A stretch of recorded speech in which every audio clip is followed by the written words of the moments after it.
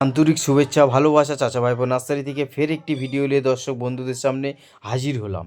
দর্শক বন্ধুরা, আপনারা যে কুলের ভিডিওটা এই মুহূর্তে থেকে দেখছেন, এই কুলটার নাম হলো মিস ইন্ডিয়ান কি ভারত সুন্দরী কুল। এই কুলটা মার্কেটে এখন খুবই ডিমান্ডেড, খুবই চলছে, খুবই বাজারে খুব বিখ্যাত একটি কুল। কালারটা একদম আপেলের মতন, খেতে খুবই সুস্বাদু।